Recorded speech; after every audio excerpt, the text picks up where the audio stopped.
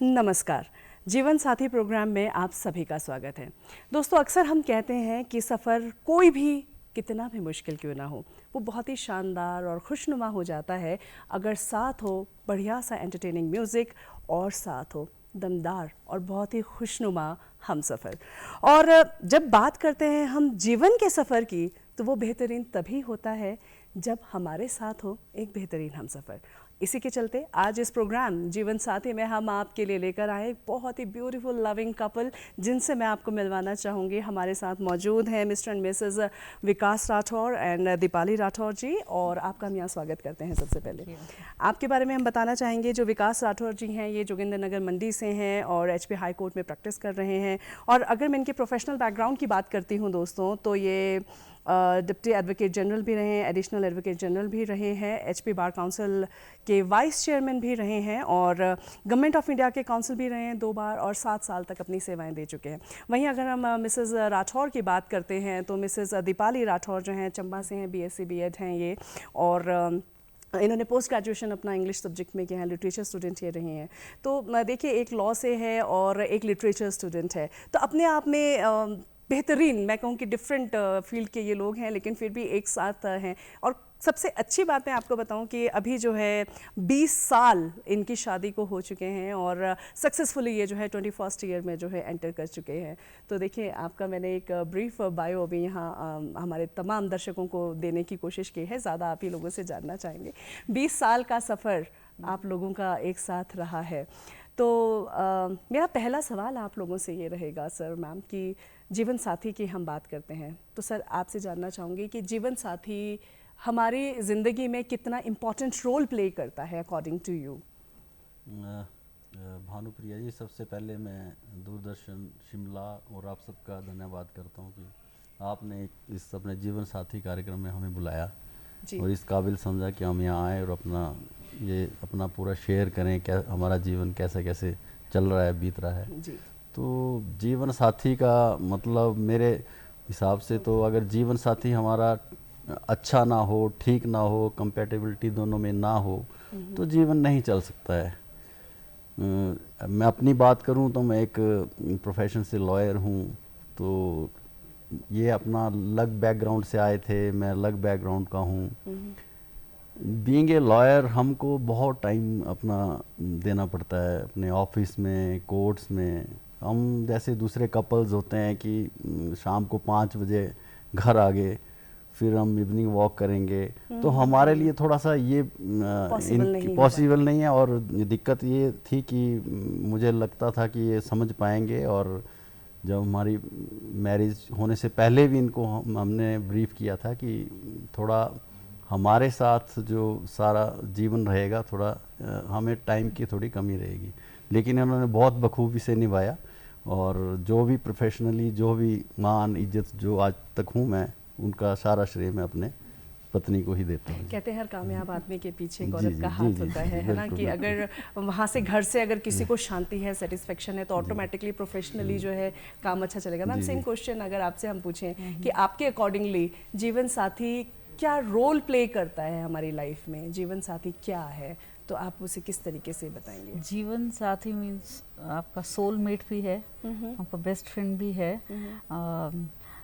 लड़ते भी है, झगड़ते भी हैं, लेकिन प्यार भी करते हैं at the end of the day. So हाँ, शुरुआत में थोड़ा सा मुझे लगा वही, जब भी आपकी मैरिज, आई वाज 24, सो उस टाइम पे कि भी साथ रहे, पास रहे, मोस्ट ऑफ द टाइम हमें साथ रहना चाहिए। बट वही एज इस प्रोफेशन की ये शाम मतलब लेट ही आते, बट ऐसा था पहले जब बेबी नहीं था तब मैं इनकी ऑफिस चली जाती थी, फिर हम दोनों मॉल घूम लेते थे, कभी वो वंस इन अ वीक हो ही जाता था। थोड़ा पहले साथ चाहिए था, बट फिर जब अंडरस्टैंड कर लिया कि ठीक है, this is how it's going to be, so फिर अकेले ही घूमना शुरू कर दिया। फिर जब भी वीकेंड्स में, कभी संडेज़ को, कभी हम ये ही tried to make up for the whole week, फिर हम घूम लेते थे। This is how going on life चलती रही, लाइफ की जर्नी चलती रही है ना। तो कहीं ना कहीं जो मैं जो आप दोनों की बात से समझ पाई हूँ, और मुझे लगता है जो हमारे दर्शक भी देख रहे हैं, तो जीवन साथी मीन्स कि आपको एक दूसरे के अकॉर्डिंगली एडजस्ट करना है, अंडरस्टैंड करना है, एक दूसरे के स्पेस को भी आपको टाइम देना है। हाँ जी जी बिल्कुल। अच्छा, अभी मैं आपसे बात करूंगी कि आप लोगों की मुलाकात कैसे हुई? कैसे हुई? हम दोनों की अरेंज मैरिज है हमारी। तो जैसे हमारा रहता है कि कहीं से रिश्ता आया, फिर हमें इनके चाचा जी के घर में हम पालमपुर में मिले, फर्स्ट टाइम मिले। और इनफैक्ट अरेंज मैरिज से पहले ही दोनों परिवार एक दूसरे को देख लेते हैं, रिश्तेदारी कॉमन होती हैं एक दूसरे के लिए, तो काफ़ी चीज़ें क्लियर होती हैं कि हमारे घर की तरफ से जो है वो ग्रीन सिग्नल है। और हम आपस में, उन्होंने ऐसा नहीं किया कि हमें जोर ज़बरदस्ती करा, हमको बोला कि आप बैठें, एक दूसरे से बात करें। और 10 मिनट बात की 10 थी मिनट हमने। हमने बात करी। मतलब वो सब कुछ पहले ही डिसाइडेड था कि हाँ शादियां तो यहीं होनी है, वो एक फॉर्मेलिटी नहीं है। ऐसा भी नहीं था। हम ऐसा फर्स्ट टाइम वो मिलाया इसलिए ये देख लो, अगर आपको आपके लगता ऊपर है है ठीक तो- है तभी हम प्रोसीड करेंगे, अदरवाइज नहीं करेंगे। सो इन ये दोस्त ये बात हो रही है साल 2001 या 2 के हाँ जी, आसपास जी, की, जी, जी। 2002 की बात हो रही मई है। में हम मिले और नवंबर में हमारी नवंबर शादी में हो गई। शादी हो गई। इतने कम So, समय इन में। बिटवीन हम 2 बार मिले। फॉर द 6 मंथ्स रहा हमारा कोर्टशिप पीरियड, 2 बार मिले और this is how it is. और अब जब वही कहते हैं डेस्टिनी है। अभी वो कि एडजस्टमेंट भी कई जगह कई बार इन्होंने हमारे साथ की, हमने इनके साथ की। सो ये तो है, it's a part and parcel of life. अगर वो नहीं करेंगे तो अभी वो याद भी करते, कुछ चीज़ें तो भूल भी गए हैं, कुछ चीज़ें याद भी करते तो अभी अच्छी भी लगती हैं कि हमने कैसे किया। And here we started from the scratch and इकट्ठे रहे हर एक अब चीज़ देखिए में। 6 महीने का समय, इतना कम समय, उसमें मुलाकात सिर्फ 2 बार। हम लेटर्स लिखते थे।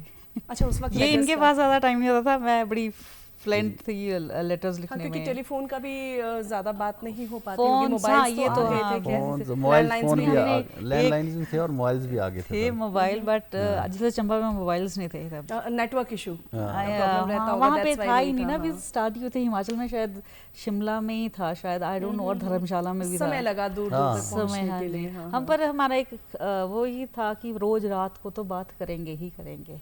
सो वो एक था। अरे बात से याद आया, एक बड़ा इंटरेस्टिंग सी बात है, हमारी बात हो गई अच्छा। और ठीक है, सभी पापा वगैरह हाँ हो गया, हम वापस चंबा चले गए, ये अपने शिमला आ गए and he didn't call me for 1 week. और मुझे इतनी टेंशन नहीं, मेरे पापा को ज़्यादा टेंशन हो गई। अरे लड़के ने अभी तक कोई कॉल भी नहीं किया, तुझे फ़ोन आया कोई? नहीं पापा नहीं आया। अच्छा कोई बातचीत भी नहीं? नहीं। अरे क्यों, ऐसे कैसे हो गया भाई, बात फ़ोन है आज की डेट में और कोई पापा ने फिर इनको कॉल किया कि भैया बेटा, सब ठीक बातचीत है? तो कर लिया करो। फिर तो जब देखिए, बात ये भी स्टार्ट खूबसूरती थी ना, आई नो, ये भी खूबसूरती है। इनफैक्ट जो- मैं कहूँ कि पेरेंट्स इतने पेरेंट्स अंडरस्टैंडिंग ने है हाँ कि वो कह रहे हैं इनिशिएटिव लिया कि भैया बात ही नहीं कर रहे हो। पापा को टेंशन भी हो गई कि पता नहीं क्या बात होगी, कि कुछ इनके बीच कुछ है भी, कि हम ऐसे ज़बरदस्ती तो नहीं कर रहे हैं। इनकी कहीं शादी तो नहीं हाँ, जबरदस्ती करवा रहे फिर हैं। पापा ने इनको फ़ोन करके कहा कि फ़ोन तो कर लिया करो उसको। फिर तो ऐसा फ़ोन हुआ कि फिर रात को भी कॉल, मतलब वही था जब फिर ये तो फ्री मतलब होते हाँ, थे। Connectivity में रहे, एक साथ ही जो है जीवन का जो एक सफर है वो चल पड़ा बिल्कुल हाँ आगे। जी, एक साथ ही आप लोगों ने हम सफर बनने की ठान भी ली, खैर वो डेस्टिन भी था, हो भी गया। अच्छा, फ़ोन की जहाँ तक बात होती है, आज की डेट में अगर हम आज की जनरेशन की बात करें तो आज की जनरेशन 2 दिन में लड़ना शुरू कर देती है फ़ोन के ऊपर ही। आपने मेरे अपने स्टेटस पे मेरा नाम क्यों नहीं डाला, आपने रिलेशनशिप कमिटेड क्यों नहीं किया, उसमें अभी तक सिंगल क्यों हो। अरे अब सोशल मीडिया ने ना अब बहुत ज़्यादा ओवर पावर कर ली सभी की लाइफ्स। अगर हम सोशल मीडिया की हम बात करते हैं मैम, तो सोशल मीडिया का क्या रोल है आज की जनरेशन को, या मैं कहूँ रिलेशनशिप्स को लेकर के आपकी नज़र में? फिर सर से भी जानना चाहेंगे कि वो क्या समझते हैं। रिलेशनशिप्स मेरे हिसाब से ज़्यादा ख़राब हो रहे हैं इंस्टेड ऑफ गेटिंग बॉन्डेड। वो क्या है, आपने रात को वो मुझे गुड नाइट नहीं किया सोने से पहले, मॉर्निंग में गुड मॉर्निंग नहीं किया, तुम तो मुझे गुड नाइट करने के बाद रात को 2-2 बजे तक सोशल मीडिया में थे क्योंकि लास्ट अपीयर हो जाता है। अरे वो छोटी छोटी बातें अंडरस्टैंड उन्होंने करना नहीं है एक दूसरे को, अंडरस्टैंडिंग नहीं है अब, नहीं है। और सोशल मीडिया वाला सोशा ज़्यादा हो गया है और जो डेप्थ है रिलेशनशिप में वो खत्म हो चुकी वो कहीं ना है। कहीं खत्म हो रही है। आपसे जानना चाहिए। मुझे ये लगता है कि सोशल मीडिया के आने के बाद एक तो किसी भी रिलेशनशिप में सबसे बड़ी बात होती है विश्वास। तो थोड़ा सा विश्वास कम हो गया है एक दूसरे के प्रति।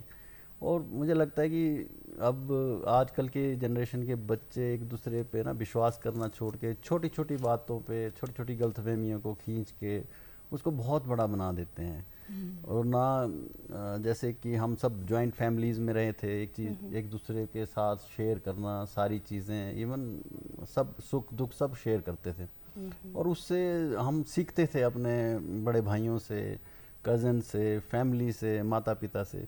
लेकिन अब जब से ये न्यूक्लियर फैमिलीज़ हो गई हैं, एक बच्चा है उसके पास पेशेंस नहीं है, उसको ना Attention सारे सुनने बच्चे की को है ही तो नहीं, एक ही उसको बच्चे आदत को ही नहीं है मिलती ना है। सुनने की। हम सब कुछ उसको प्रोवाइड कर रहे हैं, कहीं किसी ने ना कर दिया, चाहे रिलेशनशिप में ही है, तो हम डे टू डे देखते हैं कि छोटी छोटी वजह से लोग 2 दिन 3 दिन 4 दिन के बाद ही अपना कोर्ट में पहुंच जाते हैं अपनी शादी को लेकर।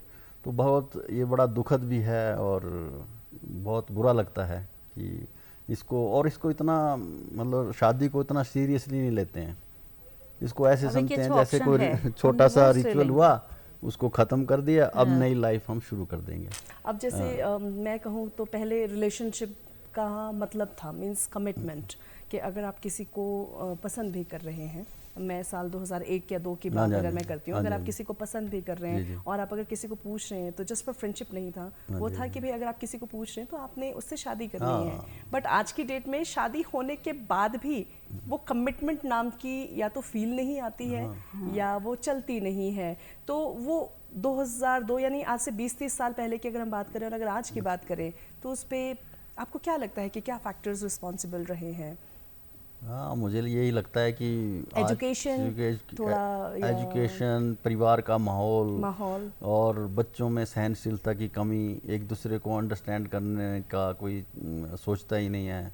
जो मैंने कहा कि एक दूसरे को ना सुनने की बिल्कुल आदत नहीं है। वेस्टर्नाइजेशन हाँ, और एडजस्टमेंट नहीं करते हैं ना। पहले आपकी एक्सटेंडेड फैमिलीज थी, अभी ठीक है, हम बोलेंगे वेल ऑफ फैमिलीज भी हैं, लेकिन एक्सटेंडेड है तो एक चीज़ आएगी, वो सभी बच्चों के लिए आएगी और सभी बच्चों को एक्सेप्ट भी करना है, किसी को कम ज़्यादा ओके, उनको पता है कि भाई कैसे एडजस्ट करना है। आज एक बच्चा है, उसके पास बहुत सारी चीज़ें हैं, वो जो डिमांड करता है ना, पेरेंट्स ला कर देते उसको हैं ला कि करके दे नहीं देते हमारा हैं, एक ही राइट। तो बच्चा है, हमने करना है। उससे क्या है, बच्चे ज़्यादा पैम्पर्ड हो गए हैं और उनको पता ही नहीं एडजस्टमेंट करते कैसे। अगर वो चीज़ नहीं मिल रही है, इट्स ओके भी थोड़ा वेट कर लो। नहीं, adjustment and sharing, I think ये Yes. दोनों ही चीज़ें जो हैं कहीं ना कहीं मिस होती जा रही हैं जब से न्यूक्लियर फैमिलीज आई हैं। एनी हाउ, आपकी हम बात करते हैं कि जब आप लोगों की शादी हुई, नेचुरली आप लोगों की इतनी बात भी नहीं एक दूसरे से हुई होगी, मुलाकात नहीं हुई होगी, तो एक दूसरे के इंटरेस्ट, हॉबीज़ का कैसे पता चला? कितना एक दूसरे से मैच करता था या क्या? बाद हॉबीज़ में के मामले में हम दोनों बहुत डिफरेंट हैं। डिफरेंट है। अच्छा चलिए मैम, आपकी हॉबीज़ से स्टार्ट करते हैं। आपको क्या करना पसंद है? मुझे जैसे ना एडवेंचर करना बड़ा पसंद है। जैसे आप ट्रैकिंग के लिए ले जाओ, मुझे कोई भी एडवेंचर स्पोर्ट करवा लो, I am very much fond of it. ये थोड़े शांत, I mean he is not that kind of outgoing, नहीं बोल सकते, ये इनका थोड़ा सा डिफरेंट है। तो हम दोनों मतलब इस मामले में पोल्स अपार्ट हैं। Poles और apart सर की हॉबीज़ की अगर हम बात करते हैं तो मुझे लगता है कि मैं थोड़ा स्पोर्ट्समैन रहा हूँ, तो स्पोर्ट्स में मुझे बड़ी वो रहती है। ये जैसे स्पोर्ट्स अभी तक भी हमारी हाई कोर्ट में भी एक क्रिकेट का अपनी एसोसिएशन है, तो मेरा उसमें ज़्यादा रहता है स्पोर्ट्स का। कोई भी अभी भी घर में भी जाऊंगा तो कोई भी टीवी में चैनल होगा तो सिर्फ स्पोर्ट्स का ही ज़्यादा Sports ही लगेगा। रहता है, तो इनका उतना इंटरेस्ट उसमें था नहीं। पहले था कभी। but अच्छा, शादी से पहले क्या होता है कि लोगों को लगता है कि भाई हमारी ना बहुत अच्छी निभ जाएगी। शादी के बाद, शादी होते ही नेक्स्ट डे पता चलता है कि ओहो हम लोग तो बहुत डिफरेंट हैं एक दूसरे से, तो अभी एडजस्टमेंट कैसे होगा भाई, एडजस्टमेंट कैसे करेंगे? क्या आप लोगों के साथ ऐसा कुछ हुआ? आप मैम अपना घर छोड़ के आए, जैसे नॉर्मली होता है ट्रेडिशनल मैरिजेस में, आप आए सर के साथ रहे, तो आपको कभी ऐसा लगा कि अरे मैंने शादी से पहले कुछ और सोचा था, लेकिन शादी के बाद तो ये तो टोटल चेंज है, फोन पर तो कुछ और लगता था। एज इफ आई वुड से, हाँ सभी की एस्पिरेशंस डिफरेंट होती हैं, राइट। जो आपका वही अगेन एनवायरनमेंट कैसा है, आपकी एस्पिरेशंस भी उसी के हिसाब से चलती हैं, कुछ आपकी विशेस होती हैं। अभी वही द सेम 20 years हो गए ना, तो अभी तो there are lot of things I have forgotten even what were my aspirations at that time. Two human beings हैं, नेचुरली अलग-अलग होते हैं, होती हैं, but again the thing is आप एडजस्ट जब करना जानते हो तो आप उसमें भी एंजॉय करते हो। अभी याद करते हैं ना, अरे यार वैसे नहीं, अपने वैसे किया। मेरा बेटा खुद बोलता है, मम्मा मैं जब मैं छोटा था तब ज़्यादा अच्छा था, हम हर वीकेंड पे बाहर जाते थे, अब आप जाते ही नहीं हो। और मैंने भैया आपकी स्टडीज़ के साथ हम उसके अकॉर्डिंग ही चलते हैं, तो वैसे ही शायद मैं वही थोड़ी एक्सट्रोवर्ट थी, मुझे बाहर जाने का, मुझे घूमने का, ट्रैवलिंग का बहुत ज़्यादा शौक था। ये उतना ज़्यादा शौक नहीं रखते थे, बट स्टिल हमने फिर भी अपने फिर टाइम आपने में कैसे बहुत एडजस्ट की। किया? आप जैसे सर के पास टाइम की भी Accepted the कमी थी, thing. हाँ टाइम की भी कमी थी, नहीं ले इनके जा पास पाते टाइम थे। की कमी, सो आई एक्सेप्टेड द थिंग। फिर आपने सोलो ट्रिप करना कभी शुरू नहीं किया? अकेले घूमना शुरू कर दिया। सोलो ट्रिप करना शुरू कर दिया? Trip not out of the Shimla, I mean अब लोकल भी कहीं जाना सोलो है एडवेंचर्स कभी किए आपने कंटिन्यू? सॉर्ट ऑफ फ्रेंड्स के साथ ही किए हैं। जैसे हम एक बार ड्यूरिंग वो बिफोर मैरिज त्रिउंड एक धर्मशाला में है एक ट्रैक, वो किया हमने बिफोर मैरिज। और वैसे भी हम फ्रेंड्स आपस में निकल जाते थे कहीं पे अच्छा, भी। आपकी मैं बात करूंगी, जब आपकी शादी हो रही थी, सर मंडी से हैं, रहे आप सर स्टार्टिंग से शिमला में ही हैं, एजुकेशन को लेके या प्रैक्टिस को लेकर के, है ना?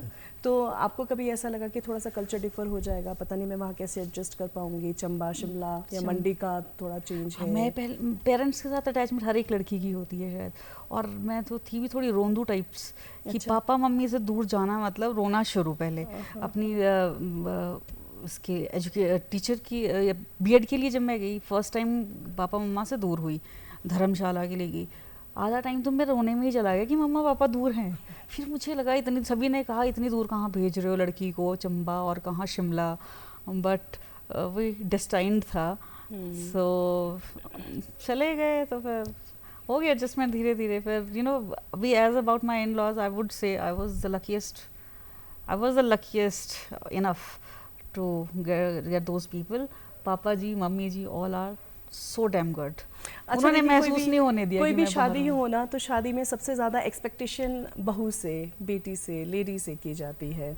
तो मैं आपसे जानना चाहूँगी आपका पॉइंट ऑफ व्यू, तो ऐसा क्यों है कि एडजस्ट करेगी तो बेटी, दूसरे की हम बेटी को ला रहे हैं, एडजस्टमेंट के लिए ला रहे हैं? ये हमारा कुछ ऐसे ऐसा क्यों? है कि हमारा पुराने समय से ही ऐसा रहा है कि जो लड़की लाएंगे उसकी ड्यूटी बनेगी, वही सेवा करेगी, खाना बनाएगी तो घर में वही बनाएगी, अगर बर्तन साफ करेगी वही करेगी, अगर दोनों में से किसी को जॉब करनी होगी तो हस्बैंड करेगा और वाइफ को उसमें कंप्रोमाइज़ करना पड़ेगा।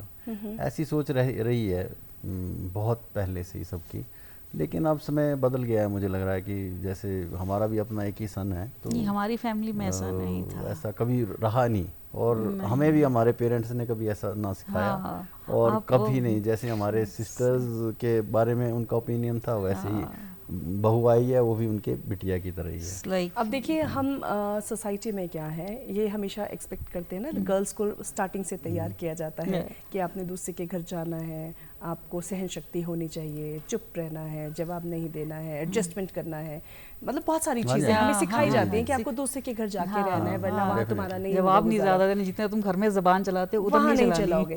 बट क्या इस एक तरीके से हम अपने बेटों को भी तैयार करते आए हैं कि आप किसी एक लड़की की रिस्पॉन्सिबिलिटी आप लेके आओगे, आपसे उस लड़की से आपका परिवार चलेगा? क्या हम कहीं ना कहीं हमारी सोसाइटी में अपने बेटों को ऐसे तैयार करते हैं या कर पाते हैं? बहुत अच्छा आपका सवाल है ये, क्योंकि आजकल हर माँ बाप के पास एक ही बेटा होगा या बेटी होगी, तो मुझे लगता है ये समय की ज़रूरत है कि हमें, जैसे लड़की को अपना खाना बनाना चाहिए, लड़की को अपना बर्तन साफ़ करना चाहिए, अपने कपड़े धोने चाहिए, वैसे हमें लड़कों को भी ट्रेन करना चाहिए। ये कोई लड़की की ड्यूटी नहीं है कि ये सारे काम करे, वही पढ़ाई भी करे, वो सब कुछ करे। तो मुझे लगता है कि जैसे हमारा भी सन ही है, तो ये हमारी ड्यूटी है कि जितना उसको हम ट्रेन कर पाएँ, इनफैक्ट हमको उसको प्रिपेयर करना पड़ेगा कि जो आजकल की जो लड़कियां हैं वो पढ़ी लिखी हैं, वो प्रोफेशनल्स हैं, और उनसे ये एक्सपेक्ट ना करें कि वो लोग आके आपको सेवक के लिए आएंगी। She is your life partner.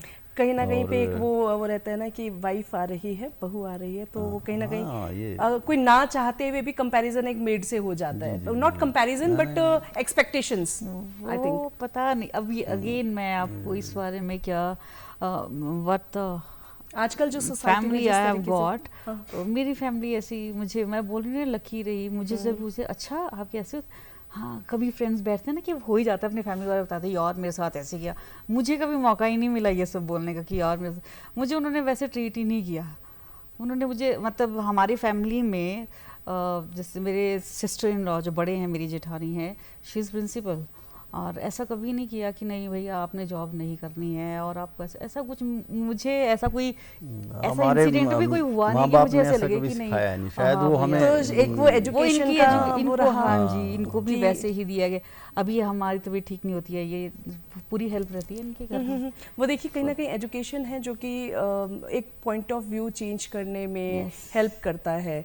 और वो कहते हैं ना, शिक्षा पर जिस तरीके से जोर दिया गया है, तो कहीं ना कहीं पे एजुकेटेड पेरेंट्स होंगे तो अपने बच्चों को भी उसी तरीके से देखो सिखाते शिक्षा हैं। को हम सिर्फ लिटरेसी से ही जोड़ कर रख देखते हैं ना कि वो उसकी इतनी डिग्री है, बहुत ज़्यादा एजुकेटेड है वो। Education is not getting degrees, education वो डिग्रीज तो लिटरेसी हो गई ना। एजुकेशन आपका व्यवहार कैसा है सभी के साथ, आप सिचुएशन के हिसाब से कैसे अपने आप को ढाल लेते हो, उसमें कोई ईगो नहीं लेकर आना चाहिए कि अच्छा मैं इतनी पढ़ी लिखी मुझसे काम करवा रहे हैं। नो, अरे ईगो नहीं लेकर आना होता। बाकी आप अगर थोड़े लोअर भी कभी जाना चाहिए, एक बैलेंस बनाने के लिए आपको करना पड़ता है, करना भी चाहिए। आप ह्यूमन बीइंग हैं, जानवर थोड़ी ना है कि भैया नहीं वो स्टबर्ननेस आ गई कि मैंने तो नहीं करना। स्टबर्ननेस आप गाय को हटाकर देख लो, एक जगह से नहीं हटेगी। आप ह्यूमन बीइंग है, आपको you should know how to handle the situation. तो literacy is a good thing, education is मुझे लगता ऑल टुगेदर अ है गुड कि जो अ डिफरेंट थिंग जो है ना। एजुकेशन आपको पता होना चाहिए जैसे बच्चा भी है ह्यूमन वो- बीइंग और इमोशंस होने चाहिए। जैसे हमारा सन है तो हम लोगों को सिखाने की ज़रूरत नहीं होगी। अगर मैं अपनी वाइफ को रिस्पेक्ट करूँगा Yes. या अगर इनसे अच्छा बिहेव करूँगा, मैं अपने पेरेंट्स से अच्छा बिहेव करूँगा, उनकी ख्याल रखूँगा, तो वो चीज़ें सिखाने की नहीं होती है। और वो प्रोसेस कंटिन्यूटी में है। वो बचपन से उसके दिमाग में ये जा रहा है कि ये अपने वाइफ अपनी मतलब उसकी माँ से मैं कैसा बिहेव करता हूँ, तो एक लेडी से कैसे करना चाहिए, अपने माँ बाप से कैसे, अपने रिश्तेदारी में कैसे आना। तो ये चीज़ें सारे जिसको वही चीज़ें संस्कार ना बोलते सर, हैं, राइट। वो आपको मतलब वो आपको सिखाना नहीं पड़ता। वो आपको, अगर आप अपना घर का आचार व्यवहार कैसे सारा अच्छा present कर रहे है, हैं ही घर will definitely learn everything from वही अस। एक चीज़ है ना कि आपके बच्चों को देख के पता चलता है कि आपकी आप- परवरिश जो है, कैसे आपकी माँ कितना Yes. एजुकेटेड है या फादर आपके कितने एजुकेटेड है, बिल्कुल कि उन्होंने किस तरीके से आपकी परवरिश जी, जी। की है। तो वो जी। एक बच्चे को देख करके पता चल जी, जाता जी, है। पेरेंटिंग स्किल्स भी कहीं ना कहीं हाँ, होते हैं। अच्छा, आपसे मैं जानना चाहूँगी, लाइफ में 20 साल की आपकी अभी तक की सक्सेसफुल जर्नी है और आगे हम पूरी दुआ करेंगे कि 25 ईयर्स 50 ईयर्स ऐसे धीरे Thank you धीरे so आपके much. गोल्डन ईयर्स होते जाएं। इस दौरान काफ़ी सारे अप्स एंड डाउन्स भी आए होंगे लाइफ में, डेफिनेटली। तो कुछ शेयर करना चाहेंगे कुछ ऐसा कि जब आपको लगा कि अरे बहुत बहुत मुश्किल कोई सिचुएशन है, अब इससे कैसे निकला जाए, तो किस तरीके से कुछ आप शेयर करना चाहें या anything you want? ये हमारा बेटा भी 7-8 मंथ्स का ही था। ये बहुत ज़्यादा बीमार पड़ गए थे, वो इतना ज़्यादा हो गया था कि एक टाइम तो ऐसे, अभी उस दौरान एक बेटा 8 मंथ्स का सिर्फ, और इनकी बीमारी भी कुछ ऐसी रही कि वो ना आईजीएमसी में पकड़ में आ रही थी, ना कहीं और, कई सभी डॉक्टर्स को दिखा दिया। एक पॉइंट पे हम डर भी गए थे कि पता नहीं क्या होगा अभी। फिर सैनिटोरियम है यहाँ पे, वहाँ पे जाकर it took some 2 to 3 months तो इनकी काफ़ी बीमारी बीमार पकड़ में आने के लिए। और उसके वो एक बड़ा टफ फेज़ था हमारा, बहुत ही tough phase, be it emotionally, be it financially, be it I mean, but हमारे दोस्तों ने साथ नहीं छोड़ा। हमारे फ्रेंड्स जो हैं यहाँ पे, और घर वाले तो चलो हमेशा से वो ही तो थे, साथ ही हैं जी, घर पहले वाले, हमारे दोस्तों ने friends, सब बहुत उन्होंने साथ बहुत दिया। है। एक वो फेज़ मैं कभी नहीं भूलूंगी, याद रहता है ना, जो that has been etched in my mind.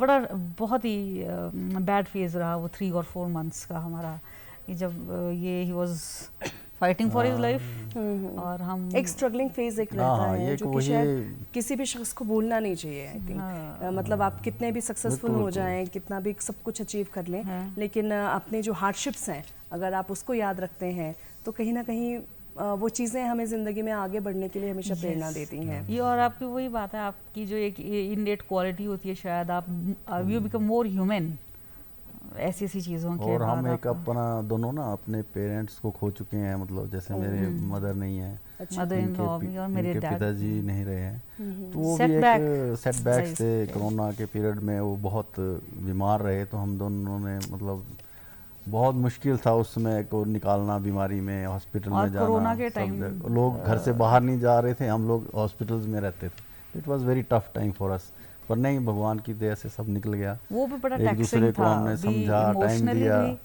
तो टफ टाइम रहते हैं लाइफ में, पर एक दूसरे का साथ हो तो फिर वो निकल जाता है, उसका पता अरे नहीं इसके चलता। लिए तो आई वुड थैंक नहीं, हिम नहीं, पब्लिकली हाँ, आल्सो। Thank you, इन्होंने जितना साथ दिया है ना आज की तो डेट निकल में, गया I mean, time। बहुत कम लोग होते हैं। अब देखिए, हम हमेशा ये तो कहते हैं, सुनते हैं कि हर एक कामयाब आदमी के पीछे एक औरत जी, का जी, हाथ जी। है, लेकिन कहीं ना कहीं जब एक औरत ये बात कहे कि नहीं, मुझे उतना ही सपोर्ट अपने हस्बैंड से मिला है, तो अपने आप में एक बहुत बहुत बड़ी बात है। अब देखिए, अगर मैं एक सक्सेसफुल मैरिज की बात करती हूँ तो उसमें क्या कुछ खास फैक्टर्स आपको लगता है कि वो रिस्पॉन्सिबल रहते हैं एक बेहतरीन शादी आगे चलने के लिए? बहुत कुछ इग्नोर करना पड़ता है, करना भी चाहिए। और कंपैटिबिलिटी वाली बात है तो एक कंपैटिबिलिटी दूसरे आती को है, समझना, समझते हैं एक दूसरे को। और कहीं ना कहीं अब ऐसा तो है नहीं कि हमारा गुडी गुडी रहता है हमेशा, नहीं ऐसा नहीं होता, एक दूसरे कहीं को पे भी झेलना नहीं भी होता। पड़ता है तो झेलना भी चाहिए। और मुझे लगता है कि वो भी। वो एक दूसरे को इतने साल हो गया, अब अंडरस्टैंड करते हैं अब तो कई हमें चीजें। हर एक दूसरे के मूव्स पता है इसलिए कौन कब क्या रिएक्ट करेगा, हाँ, कैसे सब रिएक्ट कुछ करेगा। होता है, लड़ाई भी हाँ। होती है, मान वो भी तो जाते वही हैं, है ना, तो अभी चलता है अभी जैसे हर अच्छा, couples ये में। तो आपकी बड़ी एक मज़ेदार बात हो गई ना, बहुत ही, कि एक दूसरे को झेलना पड़ेगा, यू नो। तो जब Most of the time। झेलना ही पड़ता है ना अब। है ना। और मैं ये झेलने से क्या लोग आजकल भाग रहे हैं, अगर मैं यंग जनरेशन की बात करती हूँ, कि वो शादियों में क्यों नहीं शादियाँ करना चाहते हैं, या दूर भागते हैं, या शादी को क्यों नहीं सीरियसली लेते हैं? आपको हाँ, क्या लगता है? मुझे लगता है कि ये जो आजकल की जनरेशन है ना, ये इसको झेलना क्या, उनको ना, उनको सहने की शक्ति नहीं रही है। एक दूसरे को मतलब पेशेंस रखनी, एक दूसरे की आदतों के बारे में सोचने का तो है ही नहीं। उनको लगता है कि बस जो मैं हूँ, दूसरा मेरे अकॉर्डिंगली चले। हाँ, वो जो दूसरा आपका दोनों कंपेनियन का है, सेम ही टेम्परामेंट मतलब है। उसके साथ आप ना चलें। बस उन दोनों, मैं लड़का या लड़की के लिए नहीं बोल रहा, उनको ये लगता है कि दूसरा ही कंप्रोमाइज करे, मैं ना करूं। तो आजकल तो पहिया तभी चलेगा जी कि जब दोनों ना तो कोई नहीं सुनना चाहता। तो ये बड़ा आजकल वो है कि पेशेंस रखें, एक दूसरे को समझें, एक दूसरे को झेलना नहीं, एक दूसरे की जो बुराइयां अच्छाइयाँ एक्सेप्ट करनी पड़ेंगी आपको। सब कुछ अच्छा ही नहीं रहेगा, कोई कुछ एक दूसरे की यहाँ plus आदतें and downs भी रहती है। हैं लाइफ में, तो करना पड़ेगा। सर का तो हम यही लास्ट मैसेज ले लेते हैं। मैम, आपके लास्ट मैसेज हम लेना चाहेंगे, क्योंकि शो का वक्त हो चला है अब। Okay. आखिर में कि आप क्या कहना चाहेंगे आज के लिए, जिस वक्त आपको देख रहे हैं? नहीं, एक सबसे बड़ा तो रोल प्ले कर रहा है ये मीडिया, जो आप अब Social नेटफ्लिक्स में जाओ, आप अमेजन कोई भी देख लो, वहाँ पे जो सब दिखाते हैं ना, ये बच्चे उसी चीज़ को एक्सेप्ट करें कि हाँ ऐसा, दैट इज़ द लाइफ। और crux of the life they are not knowing the, यही बोल सकते हैं कि भैया थोड़ा पेशेंस रखो और कॉम्प्रोमाइज़ करो, अपने ईगोज लो रखो, और अपना एस्टीम ठीक है होना चाहिए, लो एस्टीम नहीं होना चाहिए, अपना हाई हेडेड भी नहीं होना चाहिए। चलिए, तभी आप दोनों यहाँ हैं, Mr and Mrs Rathore, thank you so much. और ये कॉन्वर्सेशन हम चाह रहे थे और थोड़ी और लंबी चलती, लेकिन वक्त फ़िलहाल इजाज़त नहीं दे रहा है। हम आखिर में सिर्फ इतना ही कहना चाहेंगे कि ज़िंदगी में कोई भी कितना भी मुश्किल मुकाम क्यों ना आ जाए, अपने जीवन साथी का साथ कभी ना छोड़ें आप। और जहाँ तक कमिटमेंट की बात है, कमिटमेंट पर ज़रूर आप उसे पूरा करें, दूसरों की कमिटमेंट्स को भी पूरा करें, अपनी कमिटमेंट्स को भी पूरा करें, ऑर्गेनाइज्ड रहें, और सबसे ज़रूरी बात, वफादार रहें। फिलहाल आज जीवन साथी प्रोग्राम में इतना ही, आपसे फिर होगी मुलाकात, तब तक के लिए दें आप इजाज़त, नमस्कार।